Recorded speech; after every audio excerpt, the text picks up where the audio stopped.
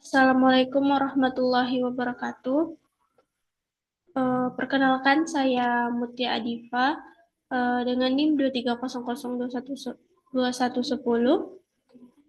Pada video kali ini yaitu membuat video buku bacaan pada mata kuliah Manajemen Satuan Pendidikan, yang mana buku bacaan yang saya baca yaitu mengenai manajemen pendidikan, yang penulisnya yaitu Dr. Thelma M. Tiwa MSI. Buku ini terbitan tahun 2022.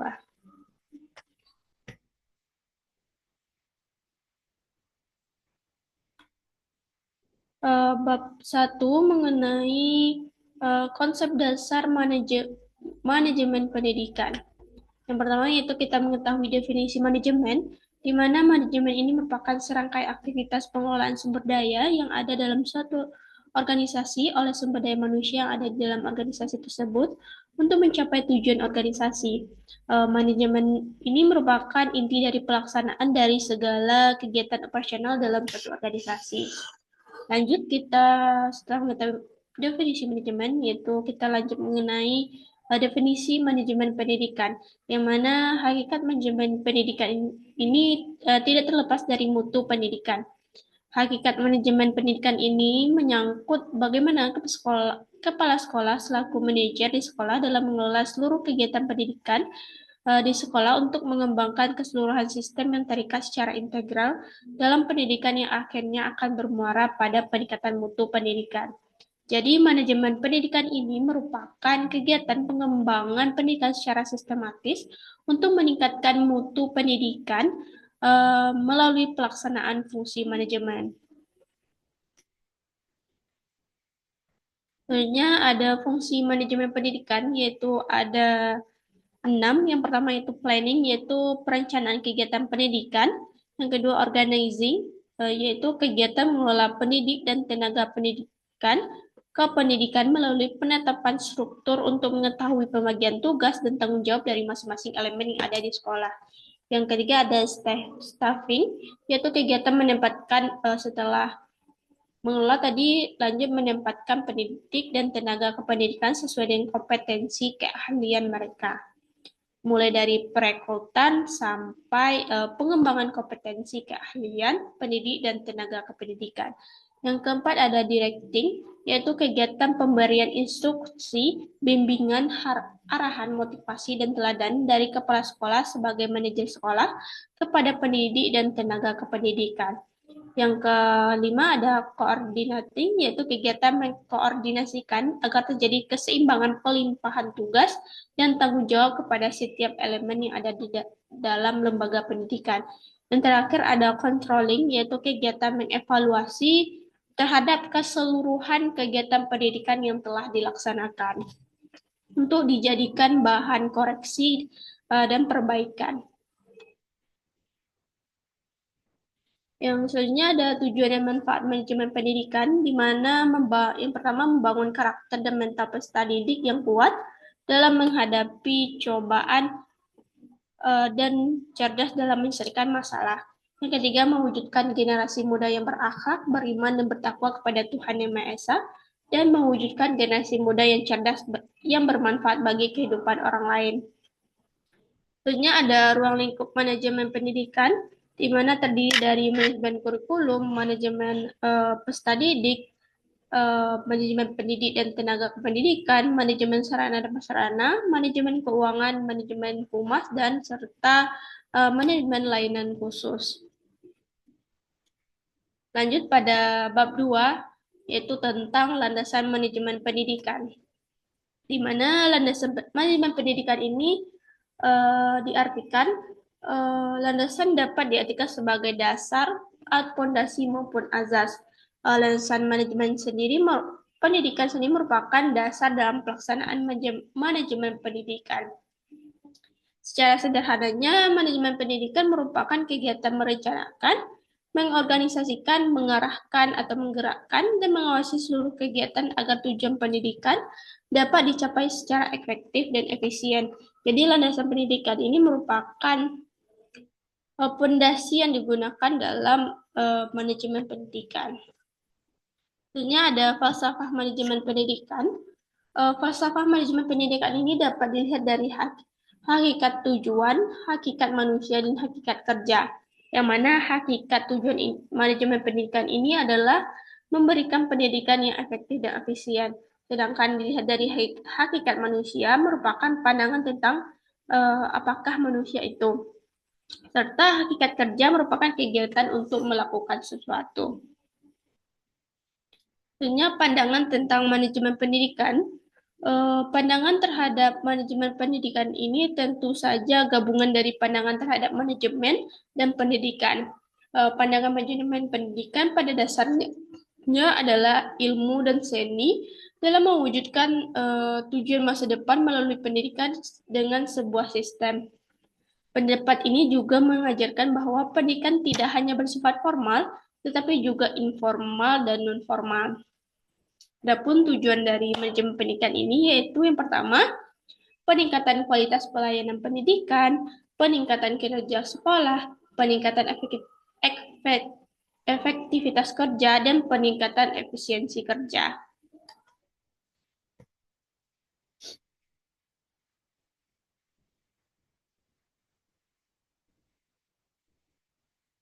Adapun pendekatan manajemen pendidikan, yaitu menurut Koons dalam Koswara dan Komaria tahun 2020 tahun 2010 mengemukakan 11 pendekatan terhadap teori dan praktek manajemen, yaitu yang pertama empirikal atau kasus, yaitu ilmu dan praktek manajemen pendidikan dikembangkan melalui pengkajian kasus yang telah dialami di masa lalu. Yang kedua ada perilaku antar pribadi, yaitu ilmu dan praktek manajemen dipelajari melalui hubungan-hubungan antar pribadi dan organisasi atau sekolah dengan fokus kajian pada individu dan motivasinya. Yang ketiga ada perilaku antar pribadi, yaitu ilmu dan praktek manajemen pendidikan dipelajari melalui hubungan antar pribadi pada organisasi dengan fokus kajian pada individu dan motivasinya. Sebenarnya ada sistem-sistem sosial kooperatif, yaitu memadukan antara hubungan pribadi dengan kelompok.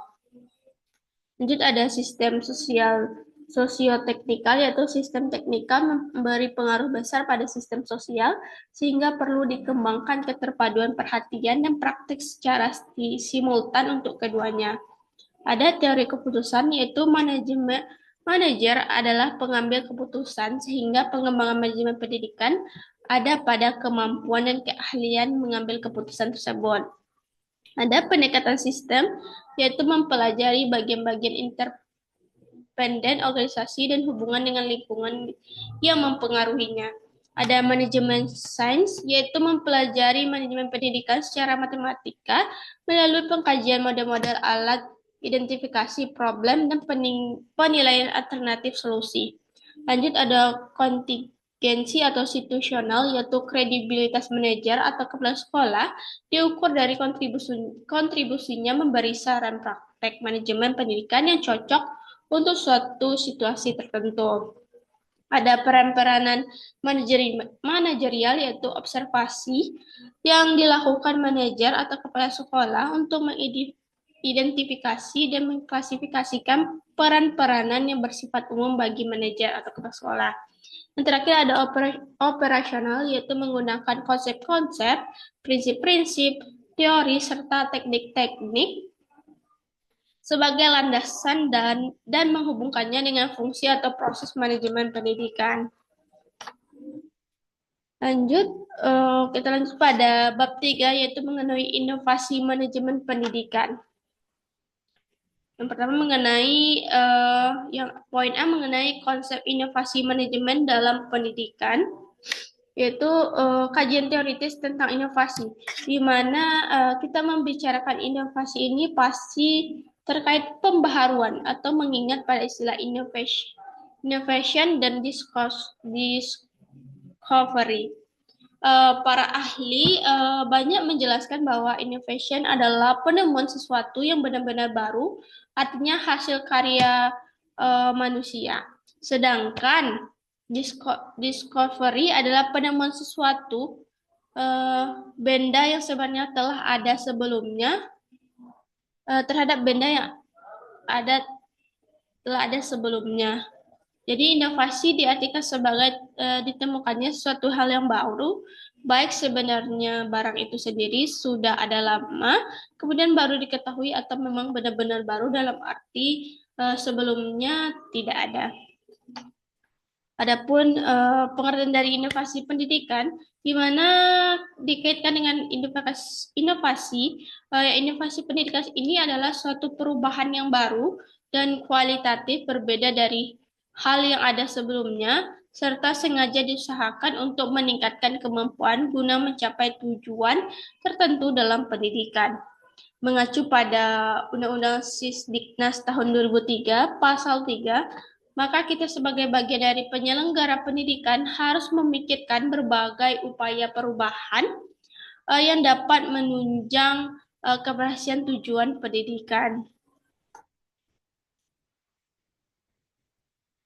Adapun inovasi pendidikan, strategi dan ruang lingkupnya. Jadi adapun ruang lingkup inovasi pendidikan yaitu yang pertama bidang peserta didik, pengelompokan dalam proses pembelajaran dengan segala gambaran dan karakteristiknya. Adapun bidang tujuan pendidikan menyangkut kapasitas pribadi, sosial, ekonomis, tingkat dan jenis pengajaran, serta cara dan sarana untuk merumuskan tujuan. Adapun isi pembelajaran menurut jenisnya, efek atau dampak, kapasitas anak didik, bidang dan struktur ilmu pengetahuan, manfaat, kemampuan mental, dan derajat spesialisasinya. Adapun media pembelajaran, lanjut ada fasilitas pendidikan, tentunya mengenai perabotan atau perlengkapan yang mendukung pelaksanaan pendidikan. Lanjut ada metode dan teknik komunikasi, interaksi langsung dan tak langsung. Selanjutnya yang terakhir ada hasil pendidikan. Lanjut strategi inovasi pendidikan yaitu berbagai macam strategi, yang mana pertama yaitu strategi fasilitatif, artinya untuk mencapai tujuan perubahan-perubahan sosial yang telah ditentukan, diutamakan penyediaan fasilitas dengan maksud agar program sosial akan berjalan dengan mudah dan lancar. Yang kedua ada strategi bujukan, di mana strategi bujukan ini tepat digunakan bila klien tidak berpartisipasi dalam perubahan sosial, berada pada tahap evaluasi atau legitimasi dalam proses pengambilan keputusan untuk menerima atau menolak perubahan sosial. Strategi bujukan ini tepat jika masalah dianggap kurang penting atau jika cara pemecahan masalahnya kurang efektif. Yang terakhir ada strategi paksaan, di mana strategi dengan cara memaksa ini klien untuk mencapai tujuan perubahan. Apa yang dipaksa merupakan bentuk dari hasil target yang diharapkan.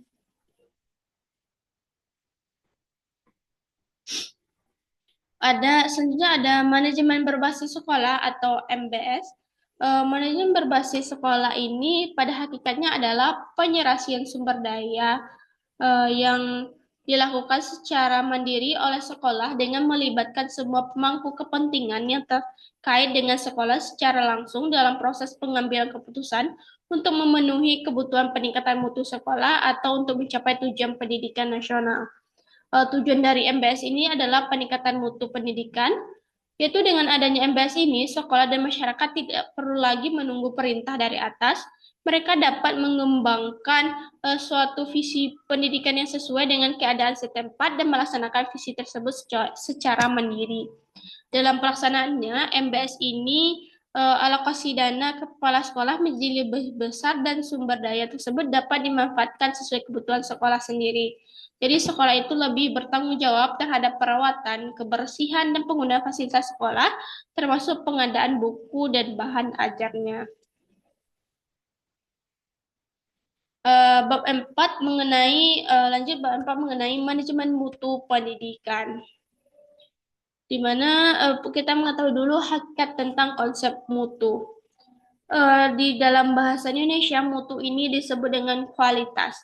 Jadi secara umum, mutu mengandung makna derajat atau tingkat keunggulan suatu produk, hasil kerja atau upaya, baik berupa barang maupun jasa, baik yang tangible atau nyata maupun intangible atau yang tidak terwujud. Sehingga mutu ini bisa dipahami sebagai suatu konsep yang absolut dan relatif. Jadi mutu sebagai suatu konsep absolut ini merupakan idealisme yang tidak dapat dikompromikan. Artinya sesuatu yang bermutu merupakan bagian standar yang sangat tinggi yang tidak dapat diungguli. Sedangkan mutu sebagai suatu konsep relatif artinya dikatakan adalah mutu apabila sebuah layanan memenuhi spesifikasi yang ada.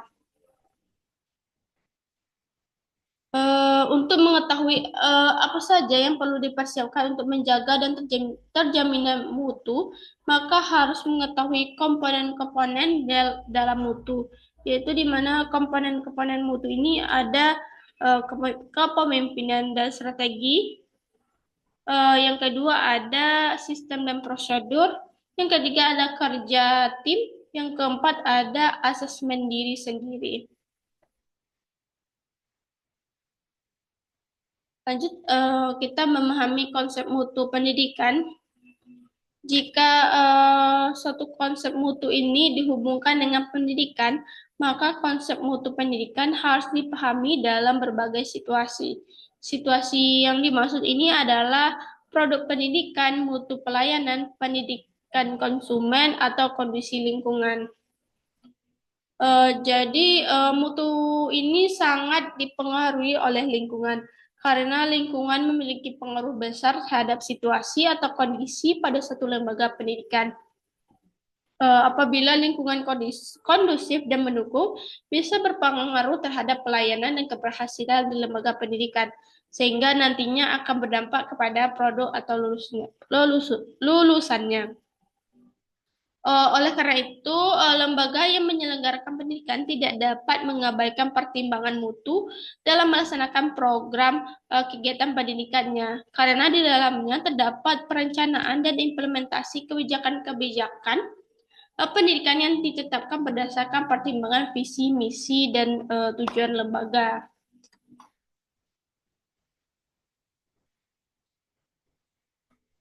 Selanjutnya ada Total Quality Management atau TQM dalam pendidikan. Kita mengetahui dulu apa itu TQM atau konsep Total Quality Management. Yang Total Quality Management ini berasal dari tiga kata, yaitu Total, Quality, dan Management. Jadi fokus utama dari TQM ini adalah kualitas mutu. Manajemen peningkatan mutu dan pendidikan sebagaimana yang dikutip oleh William tahun 2000 didefinisikan sebagai sekumpulan prinsip dan teknik yang menekankan pada peningkatan mutu yang harus bertumpu pada lembaga pendidikan untuk secara terus-menerus dan berkesinambungan meningkatkan kapasitas dan kemampuan organisasinya guna memenuhi tuntutan dan kebutuhan peserta didik dan masyarakat. Sebenarnya ada tujuan dari TQM ini atau manajemen peningkatan mutu, Total Quality Management, di mana tujuan utama dari TQM ini dalam pendidikan adalah meningkatkan mutu pendidikan secara berkelanjutan, terus-menerus, dan terpadu. Upaya peningkatan mutu pendidikan yang dimaksud kan tidak sekaligus, melainkan dituju berdasarkan peningkatan mutu pada setiap komponen-komponen pendidikan. Adapun karakteristik dari TQM ini ada atau Total Quality Management, di mana meliputi satu, memfokuskan pada kepentingan pelanggan. Yang kedua, memiliki obsesi terhadap kualitas tinggi. Yang ketiga, menggunakan pendekatan ilmiah dalam pengambilan keputusan dan pemecahan masalah. Yang keempat, memiliki komitmen jangka panjang. Yang kelima, memerlukan kerjasama tim. Yang keenam, memperbaiki proses secara berkelanjutan. Yang ketujuh, menyelenggarakan pendidikan dan latihan TQM. Yang kedelapan, memberikan kebebasan yang terkendali. Yang ke-9 ada kesatuan tujuan, dan ke-10 ada keterlibatan dan pemberdayaan karyawan. Adapun penerapan manajemen mutu pendidikan, yang mana penerapan manajemen mutu di sekolah berfokus pada yang pertama implementasi manajemen kelembagaan, yang mana dalam implementasi manajemen kelembagaan antara lain ada visi dan misi lembaga harus jelas, pemberdayaan SDM yang produktif secara maksimal, harus kompak semua elemen yang ada di sekolah, dukungan stakeholder dan dari pihak lain. Yang selanjutnya, kepemimpinan yang bijak dan mau menerima saran bawahan, ketersediaan sarana prasarana, dan seriusnya semua pihak dalam mewujudkan visi dan misi. Adapun implementasi dalam manajemen mutu kurikulum, yaitu written curriculum atau roadmap atau dokumen tertulis, misalnya silabus program tahunan, semester, dan RPP, harus menjadi suatu kebutuhan dan diadakan analisis atau pembahasan lebih lanjut. Pada TOK kurikulum, yaitu pemanfaatan roadmap, harus maksimal, harus sesuai antara yang dibuat dan diajarkan kepada siswa. Selanjutnya ada tested kurikulum sebagai alat ukur keberhasilan kurikulum. Selanjutnya ada implementasi manajemen pembelajaran dan lulusan. Jadi penerapan manajemen mutu ini ada penerapan pada pembelajaran dan lulusan, di mana guru tidak hanya berbasis buku teks, buku dianalisis, ketuntasan belajar siswa tidak sebatas hanya sesuai dengan buku, sesuai dengan kurikulum dan ujian nasional. Sebenarnya tidak hanya berbasis LKS dan hanya memberikan tugas, LKS perlu dianalisis, termasuk kesesuaian materi dan kaitannya dengan kehidupan sehari-hari. Guru harus mampu membuat soal sendiri, termasuk tingkatan dalam semua ranah kemampuan, baik aspek kognitif, afektif, dan psikomotorik. Selanjutnya yang terakhir penilaian hasil belajar harus ada di semua pelajaran dan semua ranah kemampuan. Bab selanjutnya yaitu bab 5.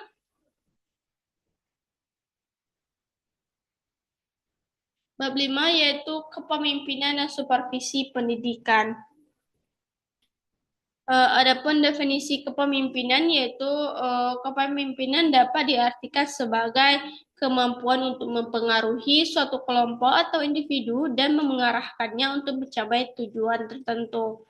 Jadi kepemimpinan di dalam lembaga pendidikan berkaitan dengan bagaimana kepala sekolah atau rektor mampu untuk mendorong kinerja para guru atau dosen dan staf pegawainya serta menunjukkan sifat yang bersahabat, dekat, perhatian, serta penuh pertimbangan terhadap para guru baik secara kelompok maupun secara individual.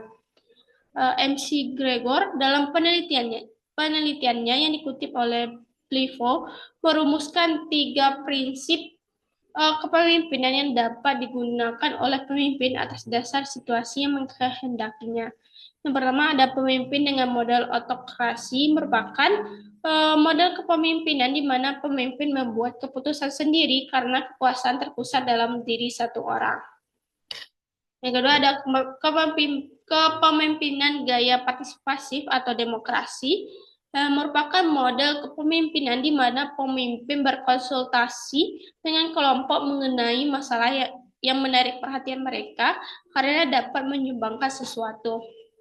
Tentunya ada kepemimpinan model kendali bebas atau liberal model, di mana model kepemimpinan ini adalah di mana pemimpin memberikan kekuasaan pada bawahan kelompok untuk dapat memecahkan masalah dan mengambil keputusan sendiri. Sebenarnya ada pengertian fungsi supervisi pendidikan. Pengertian supervisi dalam dunia pendidikan, supervisi selalu mengacu pada kegiatan memperbaiki proses pembelajaran.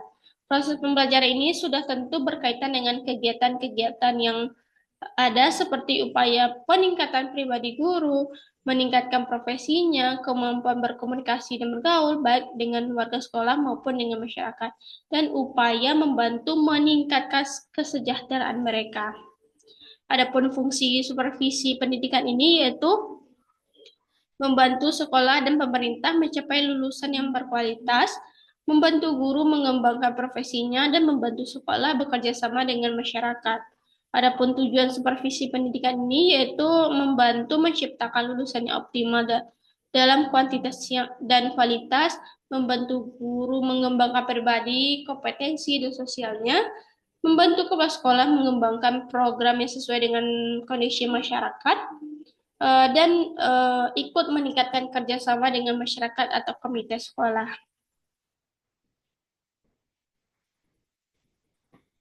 Baiklah, sekian bacaan berupa ringkasan bacaan yang saya baca mengenai buku manajemen